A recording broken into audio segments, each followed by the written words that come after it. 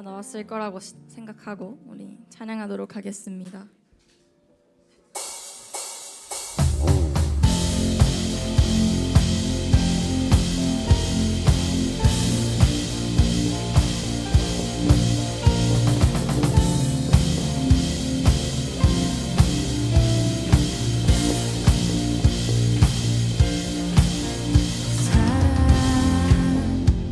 넘치게 주시는 사랑, 날 자녀 삼아 주신 그 사랑 귀하다 하셨네. 그 사랑 세상이 본 적 없네. 주가 우리 죄 위하여 십자가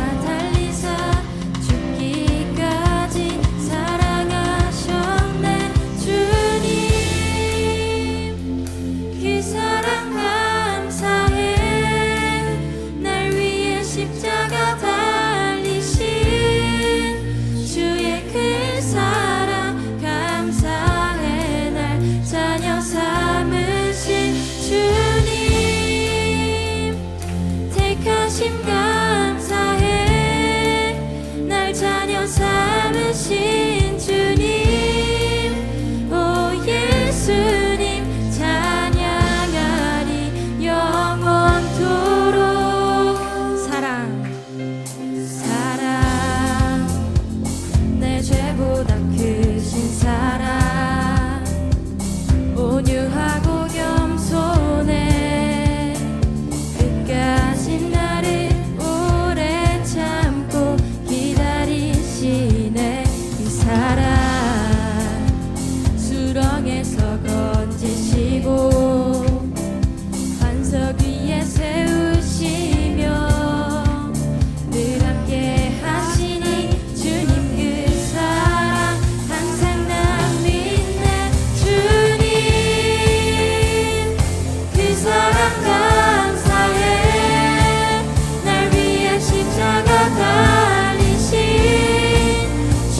그 사랑 감사해. 날 자녀 삼으신 주님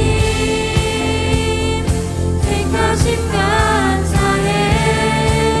날 자녀 삼으신 주님, 오 예수님 찬양하리 영원토록. 넓고 크고 높고 깊은 날 향한 끝없는 사랑, 넓고 크고 높고 깊은 날 향한 끝없는 사랑, 넓고 크고 높고 깊은 날 향한 끝없는 사랑, 넓고 높고 날 향한 끝없는 사랑. 주님 그 사랑 감사해. 날 위해 십자가 달리신 주의 그 사랑 감사해. 날 자녀 삼으신 주님 택하심 감사해. 날 자녀 삼으신 주님, 오 예수님 찬양하리. 다시 한 번 더. 주님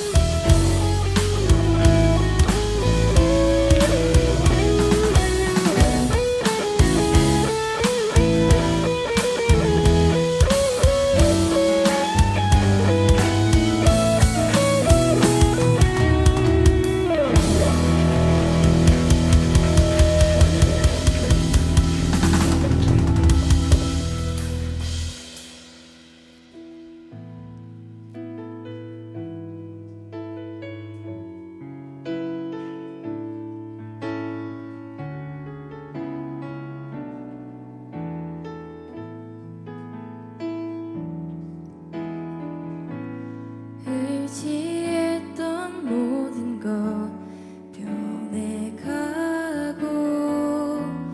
억울한 마음은 커져가네.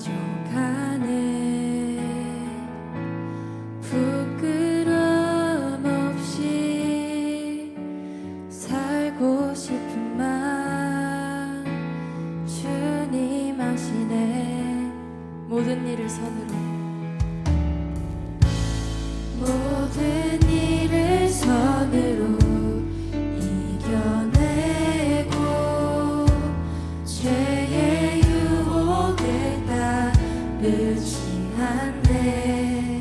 나를 구원하신 영원한 그 사랑 크신 그네 날 붙드시네.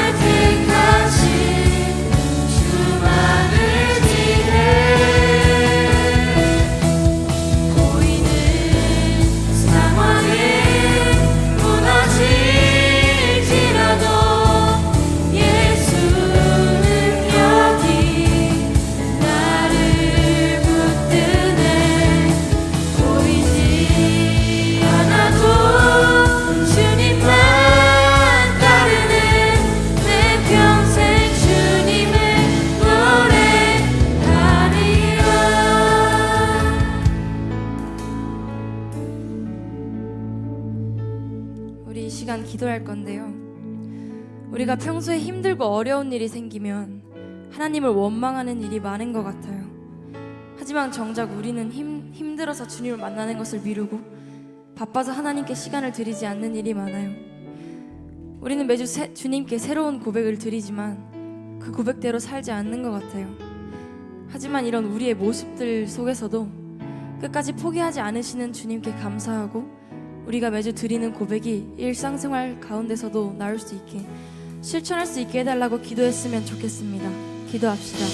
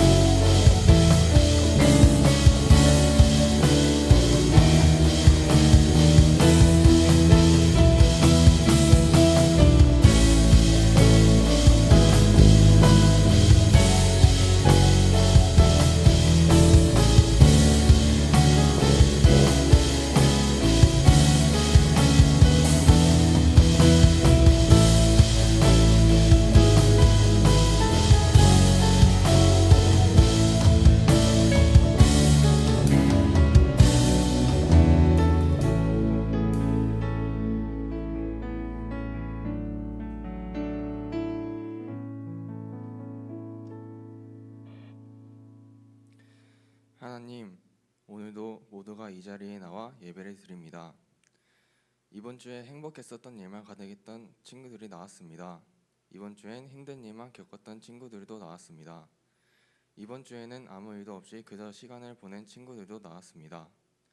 행복한 일들이 있었음에도 힘든 일이 많이 있었음에도 이렇게 나와서 예배를 드립니다.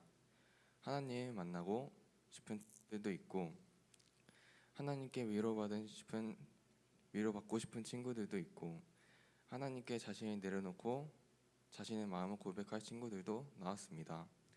오늘 이 자리에 나온 친구들의 마음을 위로해 주시고 하나님의 영광과 하나님의 뜻을 우리가 알 수 있는 우리의 마음이 위로가 되는 예배가 되도록 해주세요. 상처 입은 친구들의 마음을 돌봐주시고 하나님의 기적을 깨달을 수 있는 하루가 되게 해주세요. 이번 주에 우리가 받은 감사들을 다시 떠올리며 기억할 수 있는 하루가 되게 해주시고 우리가 죄를 저질렀던 기억을 다시 떠올려 반성하고 미안한 감정을 느끼게 되는 하루가 되게 해주세요. 오늘 이 자리에 나오지 않은 친구들에게도 위로가 되고 하나님을 떠올릴 수 있는 하루가 되게 해주세요. 예수님의 이름으로 기도드립니다. 자, 창세기 32장 22절에서 30절까지 밤에 일어나 두 아내와 두 여종과 11 아들을 인도하여 약복 나루를 건널세 시내를 건너가게 하며 그의 소유도 건너가게 하고 야곱은 홀로 남았더니 어떤 사람이 날이 새도록 야곱과 씨름하다가 그가 야곱의 허벅지 관절을 치매 야곱의 허벅지 관절이 그 사람과 씨름할 때에 어긋났더라. 그가 이르되 날이 새려하니 나로 가게 하라. 야곱이 이르되 당신이 내게 축복하지 아니하면 가게 하지 아니하겠나이다. 그 사람이 그에게 이르되 내 이름이 무엇이냐? 그가 이르되 야곱이니라. 그가 이르되 내 이름을 다시는 야곱이라 부를 것이 아니요 이스라엘이라 부를 것이니 이는 내가 하나님과 및 사람들과 겨루어 이겼음이니라. 당신의 이름을 알려주소서. 그 사람이 이르되 어찌하여 내 이름을 묻느냐 하고 거기서 야곱에게 축복한지라. 우리 30절 같이 읽겠습니다. 크게 시작. 그러므로 야곱이 그곳 이름을 브에니라 그가 이르기를 내가 하나님과 대면하여 보았으나 내 생명이 보존되었다 함이더라. 아멘. 우리 네 빨리 와. 윤영이는 화장실 화장? 네. 여러분 한 주 잘 보냈어요? 시험 기간이죠 이제.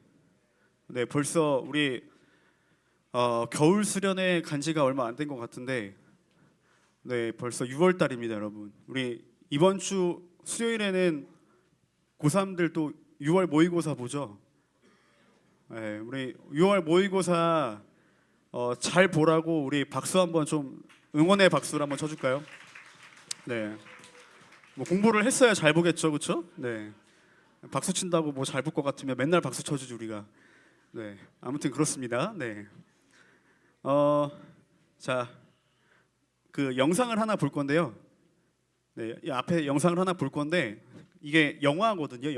영화의 마지막 장면인데 혹시 이 영화를 본 친구가 있을지는 모르겠어요. 제가 볼 때는 거의 없을 것 같은데 멜랑콜리아라는 영화 혹시 나 본 적이 있다? 나 봤다. 아무도 없죠. 네, 너무 좋아요. 아무도 못 봤을 것 같아서. 네, 멜랑콜리아라는 영화인데 영화의 마지막 한 3분 4분 정도만 가져왔어요. 맨 마지막 딱 영화가 이제 영상이 딱 끝나면 영화도 그렇게 끝나요. 그리고 이제 크레딧이 올라가거든요. 그래서 영화 마지막 장면인데 어떤 장면이냐면 이게 어떤 그 멜랑콜리아라는 행성이 지구와 충돌하는 거예요. 네, 그래서 원래 보통 그 행성이 지구와 충돌하려는 위기가 있을 때 대부분의 영화들은 어떻게 되냐면 뭐 그거를 어떻게 하면 인류를 구원하기 위해서 뭐 어떻게 뭐 그걸 다른 걸 뭐 보내가지고 격파시키든 뭐 그 경로를 이탈하게 하든 뭐 여러 가지 뭐 아니면 뭐 다른 행성으로 뭐 준비를 하든 뭐 여러 가지 그런 SF 영화들 보면 그렇게 하잖아요. 근데 이거는 그냥 부딪혀요. 영화가 그렇게 끝나요. 그래서 어떤 얘기냐면 이게 그 그 약간 우울증 환자들에 대한 그런 영화거든요. 그래서 그냥 여과 없이 보여주는데 마지막 장면이 지구랑 그 멜랑콜리아라는 행성이랑 충돌하는데 되게 아름답게 충돌해요. 네, 한번 영상을 한번 보겠습니다. 불을 꺼주시고요. 어때요? 괜찮아요, 영화? 뭔가 되게 아름답지 않아요? 마지막에 되게 이쁜 달처럼 생겼는데 엄청 크고.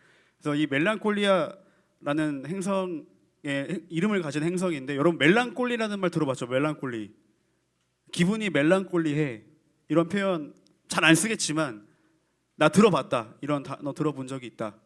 네, 많지는 않네요. 네. 이 멜랑콜리라는 단어가 약간 우리가 일반적으로 쓸 때는 기분이 막 알쏭달쏭해 뭐 그런 표현으로 쓰기도 하는데, 뭐 뭔가를 설명하기 힘든 내 감정, 기분, 뭐 왔다 갔다 하는 기분 이런 것들을 설명할 때 멜랑콜리라고 하는데, 원래 이 멜랑콜리라는 단어의 사전적인 의미는 우울하다예요. 우울하다. 그래서 이 영화가, 그 영화를 혹시 집에 가서 볼 친구가 없겠지만 혹시나 본다면 시작하자마자 8분 동안에는 슬로우로 넘어가요. 영상이 쭉 슬로우로 8분 동안 대사 없이. 그래서 아마 거기서 중도 포기하는 친구들이 많을 텐데, 왜 그 슬로우로 이렇게 쭉 8분 동안 가냐면, 그 우울증 환자들이 본인이 겪는 그 우울증의 환자들이 자기 세계를 설명할 때 세상이 그렇게 느리게 돌아간다고 한다고 하더라고요. 그래서 그거를 이제 이 감독과 이 연출하는 사람들이 그 우울증 환자가 보는 세상에 대해서 그렇게 표현한 거예요. 네, 나중에 한번 여러분들이 뭐 유튜브로 검색해도 되고 한번 찾아보면 좋겠습니다. 아무튼 이게 원래 그 멜랑콜리라는 단어가 프랑스어에서 파생된 건데, 그 고대에는 고대 그리스에는 사성론이라 그래서 인체에 4가지 액체가 흐르고 있다라고 그렇게 얘기를 했다고 해요. 그래서 혈액, 그다음에 황담즙, 점액, 그리고 흑담즙, 이렇게 4가지 액체가 흐르는데, 이 그 사성론의 이론 중에서 흑담즙이 이렇게 과다하게 이렇게 생성되는 사람들이 우울증에 걸리는 사람들이라고 했대요.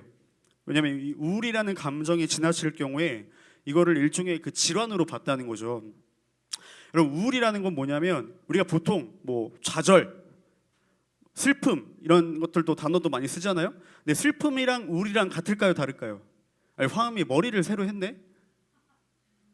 뭔가 오늘 머리 스타일이 다른데 평상시랑 파마한 거야? 아, 똑같아? 나만 그렇게 좀 다르지 않아, 은찬아? 왜 못 봐 요즘에? 요즘에 왜 화음이 못 봐? 좀 다른 것 같지 않아요? 나만 느끼는 건가? 네, 자, 여러분, 슬픔이라는 단어랑 우울이라는 단어랑 같은 것 같지만 달라요. 뭐냐면 슬픔이라는 거는 위로를 받으면 극복할 수 있는 정도의 슬픔인데, 우울이라는 거는 궁극적으로 내가 무엇인가를 잃어버렸을 때 찾아오는 깊은 절망감, 그래서 그 어떤 것으로도 대체가 되지 않는 거예요. 예를 들어서 만약에 우리 한선이가 여자친구가 있다고 생각을 해봅시다. 내 여자친구가 너무 예뻐. 너 연예인 중에 누구 제일 좋아해? 고윤정. 네, 진짜 현실적이지 않죠? 네, 고윤정을 제일 좋아한대요, 한선이가. 근데 한선이가 고윤정하고 그럴 리가 없겠지만 썸을 탔어요. 근데 그럴 리가 없으니까 얘기하는 거 아니야. 썸을 탔어요. 고윤정이랑 너무 현실적이지 않으니까 고윤정 닮은 여자애. 교회로 해줄까, 학교로 해줄까? 학교로. 네, 교회에서 고윤정 닮은 여자애랑 썸을 탔어요. 근데 이제 그러다가 고백했는데 너는 너무 진지해, 진지충이야, 꺼져 해가지고 이제 차인 거죠. 근데 여러분, 고윤정 닮은 여자애를 좋아했는데 다른 여자애들이 눈에 들어오겠어요? 대체가 되겠어요? 안 되겠죠. 우리 청소년부에서 제일 이쁜 여자애가 누구예요? 나? 정우야, 정체성이 흔들려? 너가 얘기한 거 아니야? 미안해, 휘준이가 얘기한 거야? 휘준이 예쁘지. 휘준이 예쁘지. 네, 예쁘다의 개념이 좀 다를 수 있는데 우리가, 네, 우리 청소년부에서 제일 이쁜 사람이 누구예요? 여기? 전도사님. 그래, 이 재민아, 전사님 뭐 선물 하나 보내주세요. 네. 네. 뒤에 김주현 선생님 표정이 안 좋은데요. 네. 왜 안 좋은지는 모르겠어요. 뭐 때문에 안 좋은 건지. 네, 여러 가지 의미가 있겠죠. 네, 동의할 수 없다거나 감히 네가거나 둘 중에 하나일 텐데. 네. 대체가 안 돼요. 그러면 그러니까 궁극적으로 내가 더 이상 대체가 되지 않는 걸 잃어버렸을 때 찾아오는 절망감. 그 무엇으로도 고윤정 닮은 여자애랑 썸을 탔었는데 예를 들어서 뭐 예나, 아연이, 채린이, 화음이, 서은이 같은 다 동갑이지. 눈에 들어오게 미안해 얘들아. 미안해. 아니 근데 내가 그래서 비교 대상을 고윤정으로 했잖아. 아연아 기분이 너무 나쁘다는 표정으로 그렇게 이러면 어떡해. 네, 눈에 들어오겠냐는 거. 절대 대체될 수가 없는 그때 찾아오는 깊은 절망감. 아, 우리 교회에는 고윤정 닮은 여자애가 더 이상 없어. 새로 전도가 되지 않는 한. 네, 그런 것들이 이제 우울감인데 이거를 우리가 좀 성경적으로 바꿔서 말해보면 하나님이 아닌 다른 것을 궁극적인 대상으로 삼을 때 이 세상, 다시 말해서 이 세상에서 주어지는 짧은 혹은 한계가 있는 유한한 기쁨을 내가 내 인생의 토대로 목적으로 삼았을 때 이게 바로 네 글자로 땡땡땡땡이에요. 뭘까요? 네 글자. 멜랑콜리 아니야. 뭐? 유토피아? 자, 여러분 세상에서 얻을 수 있는 기쁨들이 있죠.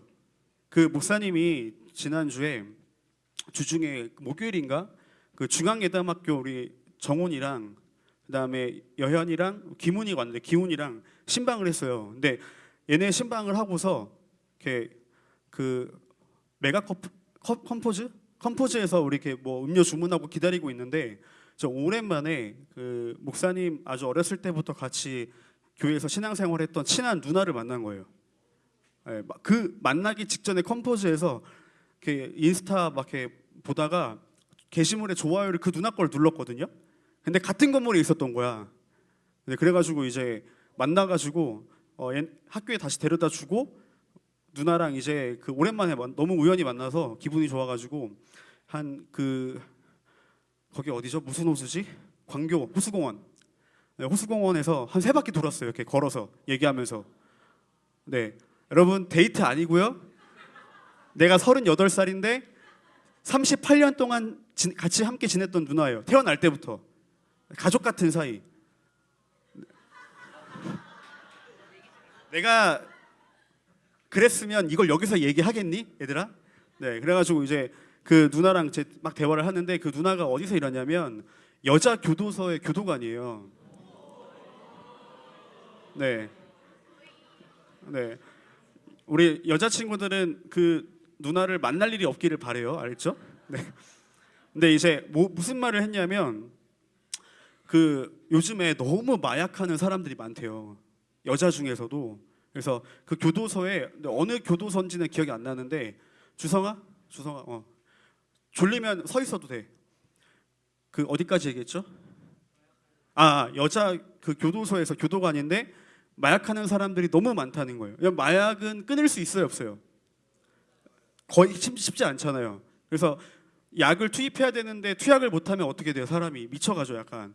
그래서 그 교도소에서 약을 줄 수는 없잖아요. 그래가지고 그러니까 마약을 줄 수는 없으니까 이제 정신과 어떤 그런 치료제 같은 약간 수면제는 아니고 어떤 그런 약을 처방해 준대요.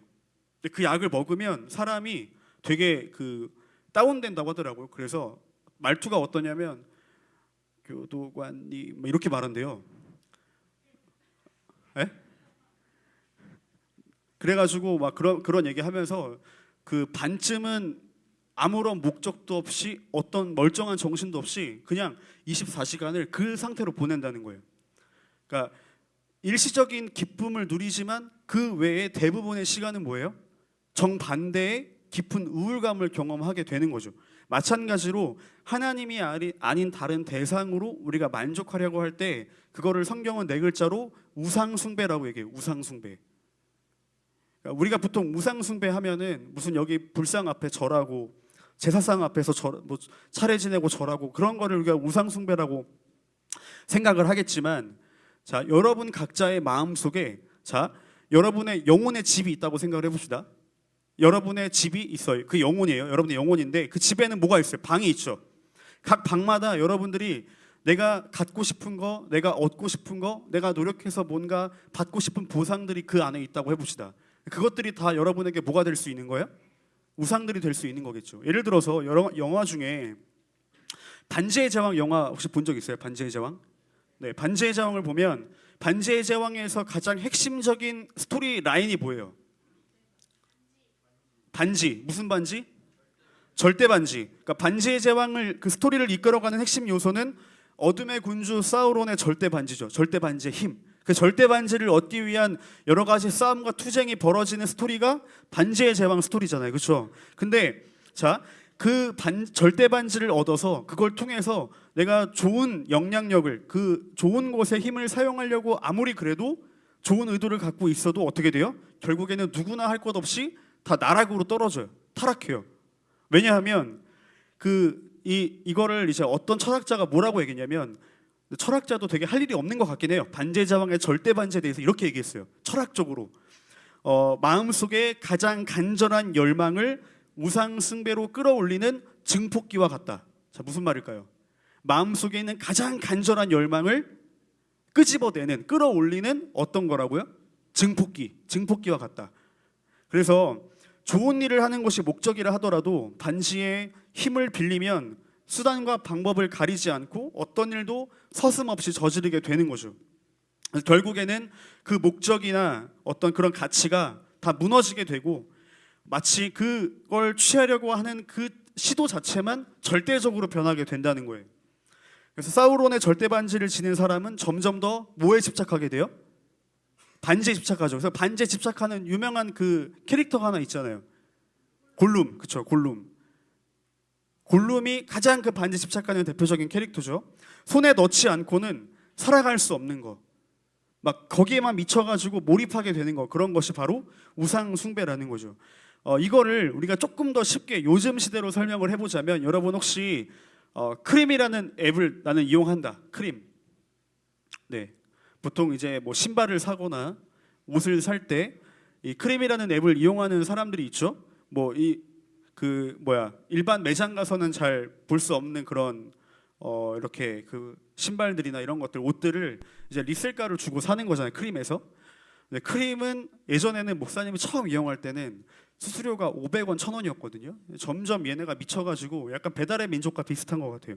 점점 수수료가 올라가더니 지금 뭐 1, 2만 원 기본인 것 같은데, 뭐 그런 얘기도 있어요. 크림에서 검수하는 게, 그러니까 그 본인이 크림에서 신발을 하나 산 거예요. 나이키 조던 같은 거 신발을 샀는데, 이렇게 그럼 크림에서 뭘 해줘요? 수수료를 받는 대신에 뭘 해주는 거예요? 배달은 택배가 해주지. 우리가 왜 크림에서 사요? 돈 더 주고. 정품인 것을 누가 보장해 주니까? 크림 회사가 보장을 해주니까. 얘들아 혹시 크림 잘 모르니? 네, 크림이라는 그 이제 어플이 있는데, 거기에다가 신발을, 여러분이 팔고 싶은 신발, 물론 새 거 팔고 싶은 신발을 올리면 크림에서 그걸 받아가지고 검수를 해줘요. 그래서 이게 정품인지 짝퉁인지, 짝퉁이면 다시 돌려보내고, 정품으로 확인이 되면 크림에서 이걸 정품으로 검수를 잘해서 100% 정품을 보장한다라는 스티커를 붙여주고, 택도 하나 붙여줘. 크림 택 검정색, 알죠? 육각형인가 그 모양. 그걸 하나 붙여준단 말이에요. 그걸 이제 소비자가 1, 2만 원을 더 주고서라도, 인터넷 가면은 요즘 여러분들 신발 살 때 인터넷에서 사면은, 특히 네이버 스마트 스토어 이런 데서 사면 큰일 나요. 그럼 이제 중국산 사는 거예요. 중국산. 물론 요즘은 중국산이 더 좋다는 말도 있긴 한데, 아무튼 그래서 이제 크림에서 이제 받으면 내가 정품을 샀다고 인정이 되는 거죠. 그래서 어떤 한 사람이 크림에서 신발을 샀는데 사이즈가 안 맞는 거예요. 다시 보냈어요. 크림에다가 이걸 다시 팔려고 보냈는데, 거기서 크림이 뭐라고 했냐면 이거 짝퉁이야. 그래가지고 이게 한번 논란이 된 적이 있었어요. 그러니까 본인들이 검수해서 정품인 걸 확인하고 보내줬는데 이걸 안 맞아 다시 보냈더니 이거 짝퉁이야. 그래서 이 크림에서 검수를 하는 게 우리가 정말 믿을 것이 되냐, 이렇게 한번 논란이 된 적이 있었는데, 우상을 목사님이 다른 말로 좀 표현하자면 오늘 제목에 나와 있는 건데 짝퉁 하나님. 뭐라고요? 네, 여러분 이제 우상이라는 개념을 떠올릴 때마다 성경에서 우상이라는 단어를 볼 때마다 어떤 단어를 떠올려야 돼요? 짝퉁 하나님. 짝퉁 하나님. 그러니까 여러분 마음에 있는 방에 다 짝퉁 하나님을 가지고 있다, 그렇게 생각하면 될 것 같아요. 그러면 우리가 그 마음 속에 있는 방에 있는 그런 우상들을 어떻게 제거할 수 있을까? 자, 어떻게 제거하면 좋을까요? 어떻게 제거할 수 있을까요? 자, 아침이라서 여러분 생각을 하고 싶지 않겠지만 생각을 해봐요. 우리 머리가 모자쓰라고 있는 게 아니잖아. 자, 생각을 한번 해봅시다. 우상을 내 마음속에 있는 하나님을 대신해서 사랑하고 섬기고 그걸 추구하려고 하고 그걸 얻고 싶어하는, 집착하게 되는 그것을 우리가 어떻게 다시 진짜 정품 하나님으로 되돌려 놓을 수 있을까? 어떻게 그 우상 짝퉁 하나님을 제거할 수 있을까? 어떤 방법이 있을까요? 자, 만약에 우리 정훈이가 신발을 좋아해요. 근데 늘 항상 네이버 스마트 스토어에서 최저가로 구매해가지고 짝퉁을 신었던 거예요. 만족했어요. 괜찮은데? 어차피 남들이 못 알아보는데? 근데 이제 어느 날 목사님한테 겁나게 이제 그건 다 너가 돈 낭비를 하는 거다라고 하면서 크림을 알려주고 크림에서 정품을 신었더니 너무 좋은 거예요. 아, 이게 진짜구나. 역시 진짜는 다르다 라고 느끼면 더 이상 짝퉁을 사요, 안 사요? 사요? 안 사죠. 자, 그러면 짝퉁을 더 이상 사지 않고 정품을 사는 비결은 뭐예요? 진짜를 경험해보면 되는 거죠. 그렇죠? 맞아요, 아니에요? 목사님이 여러분한테 잘못한 것 중에 하나가 있어요. 특히 남자친구들한테 정말 미안한 것 중에 하나가 있는데, 내가 그러면 안 됐는데 너무 일찍 여러분 나이에 맛있는 소고기의 맛을 알려줬다. 그래서 웬만한 고기에는 이제 만족을 하지 못한다. 점점 심해지는 것 같아요. 그래가지고 어떤 걸 느끼냐면 얘네들이 그 스페인산, 네덜란드산 냉동 삼겹살을 먹어도 참 맛있어야 될 나이인데 이제 애들이 미쳐가지고 소고기 아니면 저런 것들은 고기로 취급하지 않는구나. 명진사 가자. 아, 명진사 18,900원이에요, 얘들아. 근데 점점 이제 명진사는 거의 이제 가기 싫은 곳, 그런 곳이 됐죠. 왜냐하면 79,000원짜리 한우 투뿔 무한 리필을 경험해봤기 때문에. 네, 경험해본 사람 79,000원 어때요? 지려. 네, 승별이가 지려요라고 얘기했어요. 지려요. 그러니까 여러분 진짜 맛있는 걸 먹으면 맛없는 게 더 맛없게 느껴져요. 내가 그동안 먹었던 거는 쓰레기구나. 목사님도 처음에 소고기 미국산 이런 거 먹었을 때 너무 막 환상적인 맛이었거든요. 근데 나는 한우를 태어나서 34살에 처음 먹어봤어요, 얘들아. 한우를 우리가 어떻게 먹겠어? 내 돈으로 못 먹잖아. 처음 먹었는데 진짜 어떤 거였냐면 수원에 가면 갑오정이라는 데 있어요. 갑오정. 혹시 아는 사람? 수원의 갑오정. 잘 사는 친구들이에요. 바로 내리네. 네.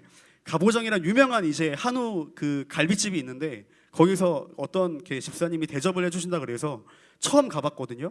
근데 느꼈어요. 아, 내가 그동안 먹었던 고기는 소고기 맛 고무였구나. 소고기 맛 고무였구나. 실제로 소고기 맛도 잘 나지 않는 거예요. 한우를 먹었더니 이게 다르네라는 걸 처음 느꼈거든요. 그러니까 지금 목사님 계속 얘기하는 게 뭐예요? 진짜를 경험하면 가짜는 더 이상 진짜처럼 느껴지지 않는다. 안 느껴진다고요. 진짜를 경험해왔기 때문에. 마찬가지로 우리 마음속에 있는 짝퉁 하나님을 제거하려면 뭘 해야 된다는 거예요? 진짜이신 하나님을 만나야 한다. 많이 어려워요, 여러분? 어렵지 않죠? 그래서 오늘 본문이 어떤 내용이냐면 야곱이라는 사람이 하나님과의 만남의 장면을 기록하고 있는 내용이 오늘 본문에 나오는데요. 우리 한번 22절을 한번 읽어볼까요? 22절. 밤에 일어나 22절 화면 한번 띄워주세요. 시작.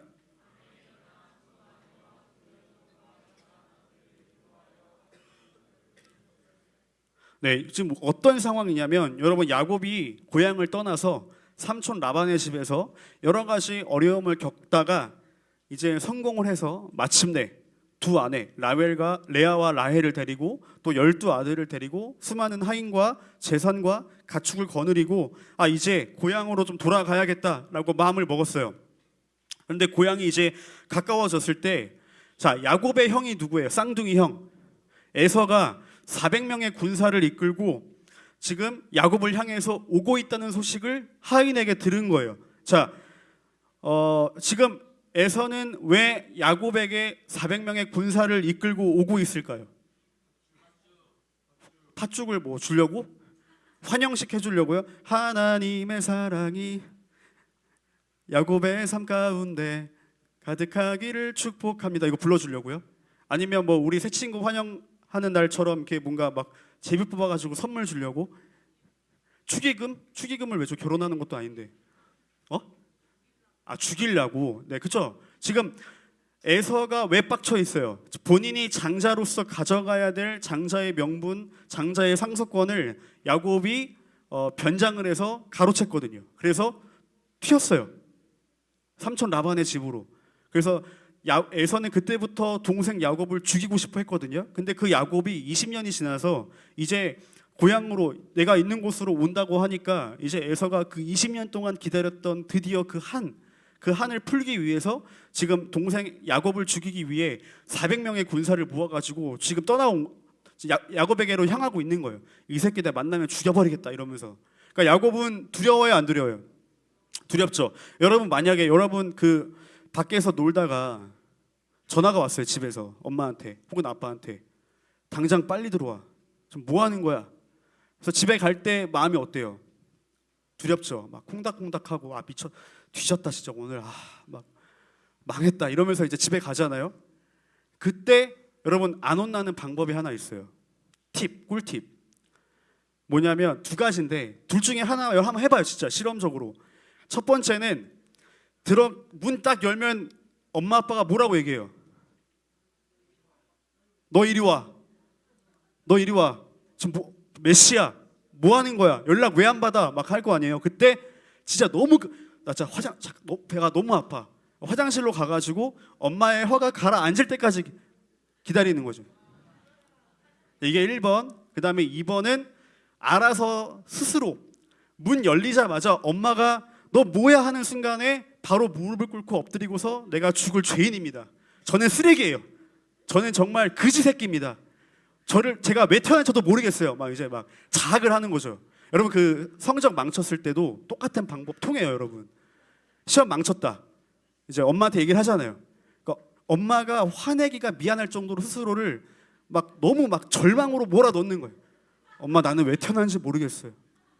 저는 진짜 머리가 총에 맞았나 봐요. 나 살면 안 될 것 같아, 엄마. 나 인생 포기하고 싶어. 아니야, 잘할 수 있어. 요걸 노리는 거죠. 자, 꿀팁. 네. 자, 지금 에서가 야곱을 향해서 오고 있습니다. 죽이려고. 야곱이 바로 행동을 취해요. 어떤 행동을 취하냐면 여러분 이 야곱이 취하는 행동이 야곱의 인성이 얼마나 정말 더러운 놈인가를 보여주는 장면이거든요. 자, 하인 몇 명을 시켜가지고 일단은 뭐 여러 가지 선물을 준비해서 형 에서한테 보내는 거예요. 거기에는 어떤 선물이 들어있을까요? 자, 여러분이라면 어떤 선물 보내겠어요? 형한테, 나를 죽이러 오는 형한테. 캐비어? 장작? 장작으로 쳐맞겠네 진짜. 네, 이걸로 죽여주세요 뭐 이런 거야? 편지. 편지. 누가 편지라 그랬어요? 진짜 인생을 하나도 안 살아보네요 진짜. 네, 편지가 통하겠니? 캐비어. 금은 뭐야? 네, 뭐 그렇죠? 뭐 한우 투뿔 등심 세트 뭐 이런 거, 뭐 여러 가지를 많이 보내겠죠. 근데 이제 그 다음에 뭘 했냐면 선물을 먼저 보내고 그 다음에 이제 자기 일행을 두 그룹으로 나뉘어요. A 그룹, B 그룹. 그러니까 아내가 두 명이에요. 레아와 라헬. 그 자매 사이거든요. 언니와 동생인데, 자 레아와 레아의 자식들, 라헬과 라헬의 자식들 이런 식으로 이제 두 그룹으로 나눕니다. 그래서 이제 야곱이 얘기를 하는 거죠. 지금 형 에서가 우리를 죽이려고 오고 있는데 우리가 하나로 뭉쳐 있다가 다 몰살을 당하면 이거 너무 최악이지 않냐? 그러니까 우리 최악을 피하자. 그래서 절반이 먼저 앞에 가서 그리고 절반이 뒤에서 따라가다가 만약에 형이 진짜 죽이려고 오는지 아니면 죽이려고 왔지만 그래도 핏줄이니까 좀 이렇게 좀 봐줄지 모르잖아요. 그러니까 이제 간을 보는 거죠. 절반이 먼저 앞에 가서 이제 형 에서가 어떻게 행동하는지를 보고서 이제 그 뒤에 절반도 따라갈지 도망갈지를 결정하자. 총알바지죠, 총알바지. 방패막이. 그러니까 그러면 여러분이 그 가족이라면 제가 A그룹으로 갈게요, 아빠. 할 수 있겠어요? 못 하겠죠. 서로 네가 가, 네가 A그룹으로 가, 네가 먼저 가, 막 이렇게 할 거 아니에요. 근데 이때 이제 여러분이 물어봐야 될 질문이 있어요, 아빠한테. 뭐예요? 아빠는 A그룹이에요, B그룹이에요? 근데 아빠가 이렇게 대답하면 나는 세 번째야. 내가 맨 뒤에 있을게. 야곱이 진짜 이랬어요. 두 그룹으로 나눠서 먼저 보낸 다음에 홀로 남았어요. 진짜 쓰레기. 만약에 여러분 아빠가 자 만약에 은찬이면은 은찬아 너가 그래도 너가 남자니까 누나 대신에 너가 먼저 A그룹으로 가라. 은성아 너가 B그룹이야. 은찬이가 당하면 너라도 도망쳐. 둘 다 죽으면 안 되잖아. 아빠는요 나는 여기 남아있을게. 그러면 은찬이 어떻게 했어? 아빠에 대한 그 마음이 아빠가 제정신이 아니구나. 아빠를 기절시킨 다음에 아빠를 먼저 보내야겠다. 뭐 이런 생각을 할 거 아니에요? 그 정도로 야곱은 쓰레기였다고요. 근데 이제 야곱이 먼저 두 그룹을 보낸 다음에 야곱이 혼자 남아가지고 야복강에서 혼자 남아서 밤에 이제 하나님께 기도를 하는데 그때 한 사람이 등장을 해요. 이름이 없는 한 사람이. 그 사람하고 야곱하고 갑자기 씨름을 해요. 근데 왜 씨름을 하는지 나도 모르겠어. 그러니까 씨름을 해요. 그러니까 뭐 왜 그런지는 모르겠지만 씨름을 하는데 그 사람이 누굴까요? 오늘 본문 마지막에 나오면 하나님이라고 나와요. 하나님이라고. 왜냐하면 야곱이 그 장소의 이름을 뭐라고 지었냐면 브니엘. 엘이라는 히브리어가 하나님이라는 뜻이거든요. 브니엘, 내가 하나님의 얼굴을 대면으로 보았다라는 뜻이에요. 브니엘. 그래서 거기를 브니엘로 이름을 짓는데 그게 마지막 우리가 읽었던 절이거든요. 그 말은 뭐냐면 지금 씨름하고 있는 그 사람이 누구라는 것을 알았다는 거예요. 하나님이라는 걸 알았다는 거죠. 근데 야곱이 씨름을 하는데 되게 독특한 게 있어요. 뭐냐면 여러분 야곱의 인생을 한마디로 얘기하자면 늘 싸웠던 사람이에요. 늘 뭐 했던 사람이라고요? 늘 싸웠던 사람. 어떤 싸움을 했었냐면 여러분 야곱은 태어날 때부터 쌍둥이였는데 형 에서의 발 뒤꿈치를 잡고 태어났어요. 왜 그렇게 잡고 태어났을까요? 자기가 먼저 엄마 뱃속에서 나오고 싶었기 때문에 그 아기 때부터 그런 욕망이 있었던 사람이었던 거죠. 그 다음에 아빠의 사랑을 받아보겠다고 온갖 노력을 하지만 아빠는 자기를 쳐다도 안 보는 거예요. 늘 형만 이뻐하는 거죠. 그래가지고 이게 여러분 만약에 여러분의 아빠가 여러분을 이뻐하지 않고 다른 형제만 이뻐해요. 그 얼마나 상처겠어요. 그 목사님 아내가 가끔 예보미를 예보마 너무 대단하다 칭찬하면은 꼭 예수미가 나는 안 이뻐? 나는 안 착해? 막 이렇게 하거든요. 그러니까 예수아 너도 이쁘지라고 하면 이미 삐져 있는 거예요. 여러분 여자애들은 너무 힘들어요. 미칠 것 같아요. 그래가지고 아무튼 야곱이 뭐 여자는 아니지만 되게 얼마나 많은 상처가 있었게요. 어렸을 때부터 아빠는 늘 형만 추켜 세우고 형만 이뻐하고 형한테만 좋은 거 주고 형한테는 나이키 조던 신발 사주는데 나한테는 삼선 슬리퍼만 사주고 얼마나 열받겠어요. 그러니까 굉장히 야곱에게는 그게 늘 상처였단 말이에요. 그래서 야곱은 늘 사랑받고 싶어하고 인정받고 싶어 했었어요. 그런데 그래서 이제 야곱이 뭘 훔치는 거죠? 형 에서가 받아야 될 아버지의 인정, 아버지의 사랑이 온갖 그 엑기스가 담겨 있는 아버지의 축복을 대신 가로채는 거예요. 형으로 변장을 해가지고 목소리도 바꾸고, 형이 털이 많은 사람이었는데 양털을 이렇게 붙여가지고 형인 것처럼 해서 아버지에게 대신 축복을 받은 다음에 형이 알고 화내니까 도망쳤단 말이에요. 삼촌 라반의 집으로. 그래서 20년 만에 지금 돌아오는 상황인 거예요. 자, 근데 여기서의 질문, 야곱은 왜 그렇게까지 해서 형 에서의 축복을 훔쳤을까? 사실 그 축복은 뭐 계좌에 싸주는 것도 아니에요. 아빠가 축복받으면 계좌로 10억 싸주는 것도 아니에요. 그러면 받아야지. 10억을 싸주면 변장을 해서라도 받아야죠. 아니에요? 10억을 싸주는데? 근데 그냥 말뿐인 거예요. 내가 너를 축복한다. 너는 잘 될 거야. 너는 성공할 거야. 너는 하나님의 은혜가 늘 너와 함께 할 거야. 하나님이 너의 삶의 모든 곳에 너와 동행하실 거야 라는 이 말 한마디를 듣기 위해서 야곱은 자기 인생을 걸었다니까요. 근데 그 축복, 말뿐인 축복받고 도망친 거예요. 다 포기하고. 그 뒤로 엄마도 못 만났어요. 20년 뒤에 돌아올 때는 엄마는 이미 세상에 없었어요. 그러니까 되게 힘들잖아요. 겨우 그거 하나 말 들으려고 그 모든 걸 포기해야 했을까? 어떻게 보면 좀 우리가 볼 때는 바보 같기도 하죠. 근데 아마도 야곱의 마음은 그런 마음이 아니었을까 싶어요. 뭐냐면 형 에서로 변장해서라도 평생 아버지에게 듣고 싶었던 말, 그 말 한마디를 듣고 싶지 않았을까라는 그런 생각이 드는 거죠. 내가 너를 축복한다. 너는 내 아들이야. 내가 인정하는 아들이야. 내가 사랑하는 아들이야. 하나님의 은혜가 너와 평생 함께하기를 원한다. 나는 내가 너 때문에 행복하다. 행복했다. 이런 말을 듣고 싶었던 거예요. 아버지의 마지막 그 순간에. 여러분, 인간은 그래서 누구에게나 축복이 필요해요. 자, 옆에 있는 친구에게 우리 축복해라고 한번 인사 좀 해볼까요? 네, 축복해. 자, 민재야 좀 해. 축복해. 축복한다. 정신 차려라. 설교 얼마 안 남았다. 자, 여러분, 자, 여기 보세요, 여러분. 자, 거의 끝나갑니다. 조금만 참아주세요. 우리는 누구나 다 축복이 필요해요. 뭐가 필요하다고요? 축복이 필요해요. 외부로부터 나 자신의 존재와 가치를, 독특한 가치를 인정받아야 하는 사람들이기 때문에 다 축복이 필요해요. 어떤 친구들 중에는 부모님으로부터 인정받고 싶고, 친구들로부터 인정받고 싶고, 그런 칭찬받기 위해 애쓰는 사람들도 있잖아요. 결국 야곱의 인생은 축복을 받기 위한 기나긴 싸움의 인생이었어요. 야곱은 아버지의 입술에서 흘러나오는 축복을 받기 위해서 형 에서와 싸웠고, 아내 라헬의 얼굴에서 축복을 찾았어요. 얼굴에서. 여러분, 그 성경에 아름다웠다라는 표현이 별로 등장하지 않거든요. 근데 그 성경에 이렇게 되어 있어요. 레아는 눈이 별로 안 좋다. 눈이 이렇게 시력이 나쁘다. 그리고 라헬은 너무 예쁘다. 이런 표현들이 나온단 말이에요.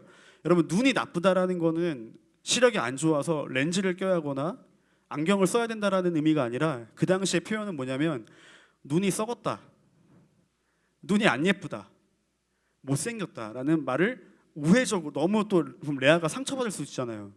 그러니까 이제 돌려서 깐 거죠. 눈이 안 좋다. 자, 친구 보세요. 눈이 좋은가 안 좋은가? 어이구야. 네.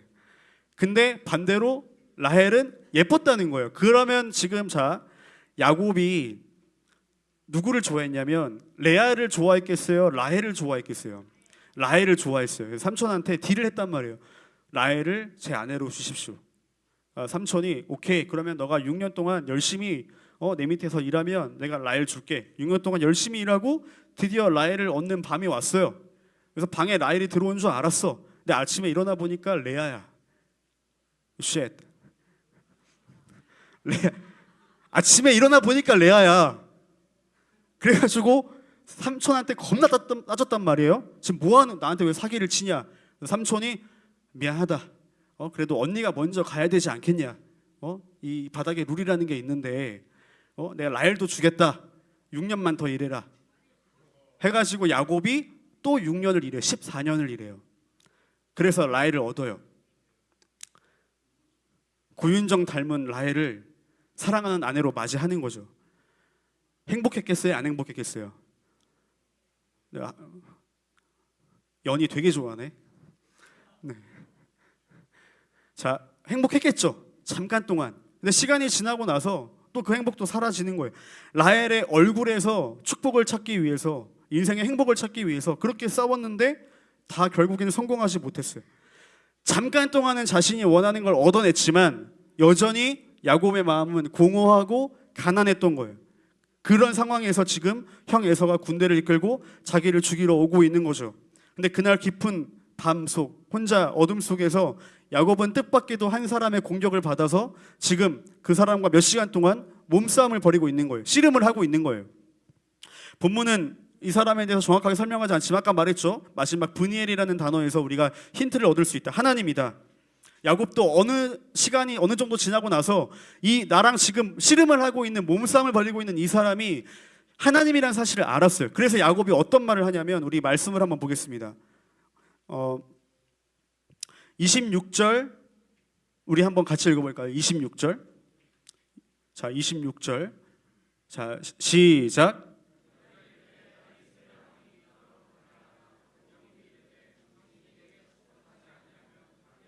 네, 지금 굉장히 중요한 표현이에요. 지금 날이 샌다라는 말은 뭐냐면 아침이 오고 있다, 해가 뜨고 있다. 그러니까 해가 뜨면서 이 사람의 얼굴이 어두웠던 윤곽이 보이겠죠. 그러면 하나님을 본 사람은 다 죽어요. 그래서 하나님이 지금 야곱이 그런 죽음을 경험하지 않게 하기 위해서, 오히려 야곱을 보호하기 위해서 지금 가려고 하는데, 떠나려고 하는데, 지금 야곱이 뭐라고 하냐, 하나님을 향해서 나를 축복해 주지 않으면 나는 절대 당신을 놓지 않겠다, 놓아주지 않겠다라고 얘기하는 거예요. 뭐 하지 않으면? 축복해 주지 않으면. 지금 야곱이 갑자기 왜 씨름하다가 나를 축복해 주지 않으면 내가 이 손을 놓지 않겠다라고 말했을까요?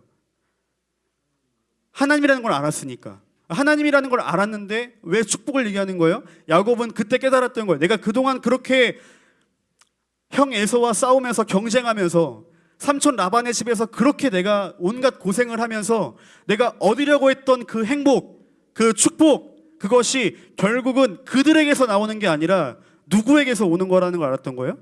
하나님에게서만이 진정한 내가 마음의 평안을 얻을 수 있고 내 마음의 공허함을 채울 수 있는 그 진정한 행복과 축복이 하나님으로부터 나온다는 것을 야곱이 그 순간에 깨달았던 거예요. 그러니까 만약에 여러분이 평생 동안 무언가를 찾고 다녔는데 진짜 그걸 갖고 있는 사람을 만나면 그냥 보내주겠어요? 아니죠. 바짓가랑이를 붙잡고서라도, 차라리 내가 죽는 한이 있더라도 일단 나에게 그걸 달라고 얘기할 거 아니에요. 야곱이 지금 그런 심정이었다고. 하나님이 나를 축복해 주지 않으면, 내가 얼마나 이 축복을 받기 위해서 그동안 20년 동안 내 평생을 내가 그렇게 노력해 왔는데 드디어 이제 하나님을 만나서 이 축복이 내가 찾던 것이 하나님에게 있음을 깨달았는데 제가 어떻게 지금 그 축복을 받지 않고 하나님 보낼 수 있겠습니까? 라고 이야기하는 거예요. 내가 죽을지언정 저는 축복을 받고야 말겠습니다. 근데 하나님이 야곱에게 씨름을 져줘요. 그리고 축복해 주세요. 이게 되게 특이하죠. 특이하지 않아요? 하나님이 이겨야지. 왜 하나님이 약한 척을 하고 야곱에게 져주셨을까? 왜 그랬을까요? 야곱이 뭐 대단한 사람도 아니고 믿음이 좋은 사람도 아니고 뭐 영웅도 아니고 우리에게 뭔가 신앙적인 귀감이 될 만한 인물도 아니에요. 오히려 어리석고 비뚤어진 행동을 하기도 하고, 심지어는 내가 얻고자 하면 남을 속여서라도 내가 얻고자 하는 것을 빼앗기 위해서 노력했던 사람이 야곱이었어요. 그런 야곱을 위해서 왜 하나님은 의로우신 분이라면 야곱에게 지면 안 되는 거잖아요. 축복해 주면 안 되는 거잖아요. 그런데 왜 야곱을 축복해 주시고 왜 봐주셨을까? 왜 그랬을까요?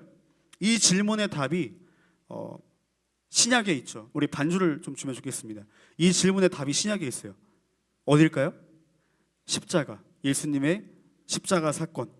야곱은 하나님과 몸싸움을 할 때 하나님이 야곱을 위해서 일부러 약한 척을 하신 거예요. 예수님의 십자가는요, 갈보리 십자가에서는 예수님을, 우리를 구원하시기 위해서, 진정한 축복을 주시기 위해서 인간으로 나타나셔서 정말 약해지셨어요. 야곱은 자신의 축복을 얻어내기 위해서 목숨을 걸고 싸웠지만 예수님은 우리의 축복을 얻어내기 위해서 목숨을 버리셨어요.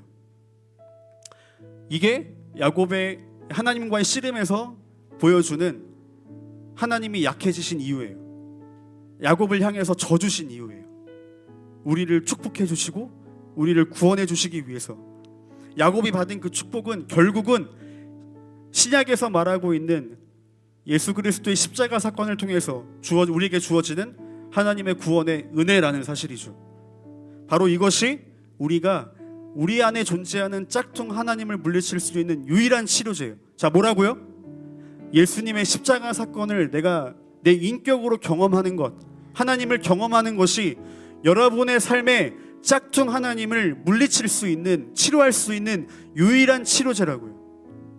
만약에 여러분이, 어떤 친구는 성적이 짝퉁 하나님일 수 있어요. 그 성적을 얻어내면, 그래서 여러분이 원하는 그 수준의 좋은 대학에 입학하면, 그 대학을 다니면, 그러면 이제 여러분의 행복과 여러분의 축복이 완성될까요? 여러분이 추구했던, 찾고자 했던? 아니요. 그 다음에 또 다른 대상으로 바뀌어요. 잘라내면, 뭐 이루거나 포기하거나 잘라내면 손톱처럼 다시 자라요. 짝퉁 하나님은 다른 것으로 대상이 변할 뿐이지 계속 자라는 거예요. 아예 갈아 심지 않으면 하나님으로, 여러분이 하나님으로 갈아 심을 수 있는 건 뭐냐면 딱 하나예요. 하나님을 진정으로 만나는 것. 우리 25절을 한번 읽어볼까요? 25절 시작.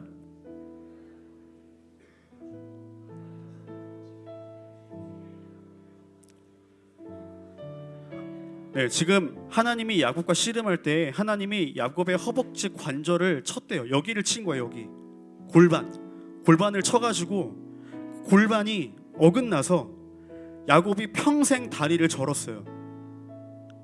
이때 하나님과의 이 씨름으로 인해서 야곱이 평생 다리를 절었다고요. 골반 관절을 다쳐서. 자, 근데 25절 다시 띄워주세요. 25절에 보면 그가 야곱의 허벅지 관절을 치매라고 되어 있죠. 치매. 이 치매라는 단어가 그 영어 성경에 보면은 터치로 나와요. 터치. 하나님의 터치. 무슨 말일까요? 하나님과의 인격적 만남, 하나님의 터치가 있으면 반드시 우리는 반응하게 되어 있고 그 증거가 남게 되어 있다는 거예요. 여러분이 평생 전다는 말이 아니고요. 여러분의 마음속에 하나님이 터치하신 그 순간, 그 기억들, 그 시간들, 그런 것들이 여러분의 마음속에 남아 있는 거예요. 여러분, 우리가 이제 한 7주 지나면 또 여름 수련회가 있습니다. 그리고 여러분 6월 말에 여러분 시험 기간이 이제 딱 그 시험을 칠 때가 6월 말 7월 초일 텐데 6월 말 7월 초에 우리 주보에 나와 있는 것처럼 하나님의 열심으로 이렇게 좀 유명한 러빔이라는 또 찬양팀 와서 찬양 또 콘서트를 할 거고요. 이렇게 다양한 시간들을 보낼 거예요. 이런 시간들을 준비하는 이유가 뭘까요? 딱 하나예요. 우리가 지금 여기서 예배드리는 이유도 딱 하나예요. 모든 이유는 딱 하나예요. 여러분이 하나님과 영적인 터치가 있기를 바라는 거예요. 하나님이 여러분의 마음을 터치해 주시기를 바라는 거예요. 그거 하나 때문에 우리가 지금 여기서 예배를 드리고 있는 거고요. 그거 하나 때문에 수련회 매번 가는 거예요. 여러분 수련회 한 번 갈 때 얼마 쓸 것 같아요? 청소년부 수련회 갈 때 얼마 쓸 것 같아요? 얼마 정도 쓸 것 같아요? 500만 원? 자, 또 300만 원. 네. 700만 원. 틀렸어요. 2천만 원, 2,500만 원이에요. 우리 수련회 한 번 갈 때. 엄마한테 얘기해 주세요. 2,500만 원이라고. 부족하다고. 우리 회비는 15만 원입니다. 여러분 한 번 수련회 2천만 원 태워요. 그럼 우리 1년에 수번 두련회면 얼마 태우는 거예요? 4천만 원 태우는 거예요. 4천. 얘들아 4천 원이 아니고 4천만 원 태운다고. 왜? 뭐 때문에? 하나님이 여러분과 만날 수 있는 그 시간을 위해서, 여러분 안에 하나님과의 영적인 터치가 있기를 바라서 4천만 원 아깝지 않게 태우는 거예요. 100명 중에 한 명이라도 하나님 만나면 4천만 원 개이득인 거 아니에요? 아니에요? 나는 그렇게 생각해요. 4천만 원 개이득. 4천만 원 여러분 엄청 큰 돈이죠. 하나님 만나는 것보다 커요? 인생이 바뀌는데, 어떤 사람의 인생을 바꾸는데, 삶의 목적을 바꾸는데, 방향의 전환이 일어나는데 4천만 원 아깝지 않죠? 여러분 대학 보내는데 부모님이 얼마를 쓸 것 같아요? 평생 동안 여러분의 공부하는 학업 가운데 누가 빵원이래. 못해도 2-3천만 원 쓸걸요? 다 합치면? 그러지 않겠어요? 대학을 위해서도 2-3천만 원 쓰는데 하나님 만나는 거, 영적인 터치가 있기를 바라는 거에 4천만 원, 글쎄 그게 나는 아깝지 않다고 생각해요. 물론 잘 써야겠지만. 이 얘기를 하는 거는 여러분 안에 그만큼 하나님과의 영적인 터치가 있기를 바라는 거예요. 만약에 목사님이 오늘 예배 시간에 늦었어요. 만약에 나 안 늦었어. 만약에 늦었는데 내가 설교 시간 늦게 왔어요. 민재가 기도를 계속해. 막 예수님의 이름을 막 이러는 거야. 하나님, 제가 죄인입니다. 막 이제 예수님의 이름도 또 막 이래요. 목사님 안 왔다고. 내가 늦게 왔어요. 민재가 한 20분 기도한 거야. 더 이상 생각이 안 나. 그래서 뭐 변비 안 걸리게 해주세요. 다 기도했어요. 내가 늦게 왔어. 와가지고 너희한테 얘기하는 거야. 늦은 이유에 대해서 얘기를 해야 될 거 아니야. 늦은 이유에 대해서. 얘들아 미안해. 내가 오늘 교회 오다가 좀 사고가 났는데 2.5톤 트럭하고 부딪혔어. 미안해. 트럭은 괜찮아. 여러분 이렇게 하면 정상이 아니에요. 정상이에요, 아니에요? 비정상이죠. 트럭하고 부딪혀가지고 제정신으로 여기 서 있을 수 있는 사람이 있겠어요? 부딪히면 어떻게 돼요? 죽거나 반불구가 되거나 최소한 머리에 피는 흘리고 와야지. 근데 너무 멀쩡하게 와서 얘들아 나는 괜찮아, 트럭도 괜찮아, 아무 일 없었어 라고 말할 수가 없다고요. 그거 믿을 거예요, 안 믿을 거예요? 트럭하고 부딪혔는데 멀쩡히 여기 앉아가지고 설교하는 나의, 와 목사님이 진짜 아무리 그래도 그런 거짓말을 하냐? 머리에 피 한 방울도 안 났으면서. 여러분 트럭하고 부딪혀도 정상이 아니잖아요. 하나님하고의 부딪힘은요, 하나님과의 터치는요. 여러분 예배에 아무런 변화가 일어나지 않아요. 여러분 삶에 아무런 변화가 일어나지 않아요. 여러분 마음속에 아무런 변화가 일어나지 않아요. 여러분이 하나님과 만났다고 하는데, 하나님과의 깊은 터치가 있었다고 하는데 허벅지 관절이 너무 멀쩡한 거야. 영적인 허벅지 관절이 너무 멀쩡한 거예요. 바뀌어야 되는데, 변해야 되는데 변하지 않아요. 문제가 있는 거죠. 하나님을 만났다고 수련 때는 고백하지만 정작 예배 시간에는 다리를 꼬고 있고 핸드폰 보고 있고 졸고 있고 예배 시간에 지각하고 있고 변하지 않고 점점 더 심해지고 게임하고 있고 딴 생각하고 있고 예배 끝나면 뭐 할지 생각하고 있다면 하나님과 진짜 만난 거 맞아요, 여러분? 화내는 거 아니에요. 오해하지 마세요. 조금 낸 거예요. 여러분 진짜 변화가 있어야 돼요. 여러분이 하나님을 만났다고 하고 사랑한다고 하고 하나님을 위해 살겠다고 말하면서 정작 하나님을 위해서 1시간 투자하는 게 아깝다면 미안하지만 하나님 만난 거 아니에요. 기분 탓이에요. 착각이에요. 여러분이 하나님 만났다고 하면서 예배 시간에 아무런 기대감이 없이 온다? 여기 앉아가지고 다리 꼬고 있다? 핸드폰 보고 있다? 여러분 진짜 하나님 여기 계시다면 여러분 그렇게 예배 드릴 수 있겠어요? 그렇게 예배 드릴 수 있겠냐고. 여기 하나님이 계시다고 생각을 한다면. 근데 하나님이 계세요. 여기 보이지 않을 뿐이지. 근데 왜 그렇게 예배를 드리냐고요. 왜 맨날 늦는 애들은 맨날 늦냐고요. 여러분 진짜 하나님 믿는 거 맞냐고 얘기하는 거예요. 믿는 게 맞다면, 하나님과 터치가 있었다면 여러분의 허벅지 관절이 저는 걸 보여주라고요. 그래야 하지 않겠어요? 나에게 아직 그런 터치가 없었다라고 한다면 기도하세요. 예배 시간에 수련회 때 하나님과의 그런 만남이 터치가 있도록 하나님 나에게 은혜를 달라고 사모하는 마음을 가지세요. 그러지 않으면 여러분 절대로 달라질 수 없어요. 미안하지만 여러분이 그 어떤 걸 얻는다 할지라도 행복할 수 없어요. 진정한 행복과 축복은 거기서 오는 게 아니라 하나님에게서 오는 거니까. 여러분이 6월 모의고사 이번에 잘 보고 그래서 여러분이 원하는 대학에 갔어요. 그래서 so what? 하나님이 없는 삶인데 무슨 의미가 있겠어요? 다시 한번 우리 마음을 좀 재점검했으면 좋겠습니다. 여러분 튜닝을 좀 다시 하세요. 마음의 튜닝을. 어떤 의미에서는 좀 심각해요. 우리 다 풀어져 있어요. 너무 심하게. 정말 하나님을 믿는 게 맞을까? 다시 한번 우리의 마음을 재점검하고 튜닝하는 우리 청소년부가 되었으면 좋겠습니다. 우리 같이 한번 기도하겠습니다. 기도할 때 하나님, 우리 이런 마음을 놓고 기도했으면 좋겠어요. 하나님, 제 마음속에 어느 날부터인가 깊이 박혀있는 짝퉁 하나님을 진짜 하나님으로 대체할 수 있도록 내가 그동안 다른 것을 찾아서 만족하려고 했고 행복하려고 했고 거기서 얻어지는 유익 때문에 그걸 위해서 내 삶을 살아왔다면 다시 한번 나에게 주어지는 진정한 만족과 유익과 평안과 행복과 샬롬은 하나님에게 있음을 야곱처럼 고백할 수 있도록 우리 마음을 주장해 달라고 우리 같이 한번 간절한 마음으로 기도하겠습니다. 하나님 아버지, 하나님 우리 마음을 다시 한번 돌아보기를 소망합니다.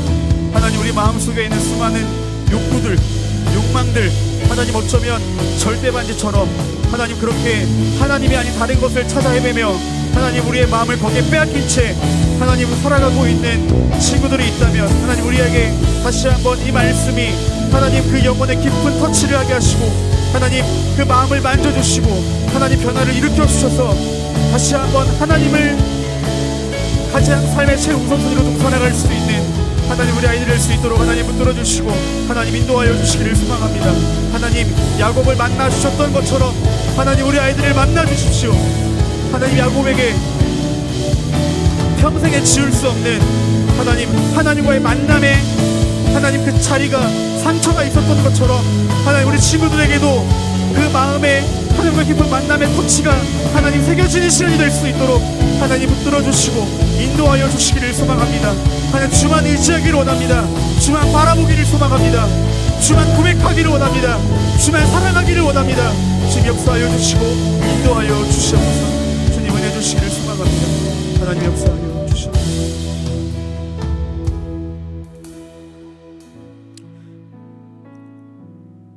하나님 우리가 하나님이 아닌 다른 곳에서 행복과 만족을 얻었던 그 모든 시도들 오늘 이 시간부로 다 내려놓게 하시고 이제는 진짜 하나님을 찾아가는 믿음의 여정을 살아갈 수 있도록 하나님 우리 친구들에게 한 명 한 명에게 터치하여 주시고 마음을 만져주시고 그래서 우리의 삶의 방향과 우리의 마음이 하나님께로 조정될 수 있도록 역사하여 주시고 인도하여 주시옵소서. 감사드리며 예수님의 이름으로 기도합니다. 아멘. 우리 전사님 나오셔서 광고해 주시겠습니다.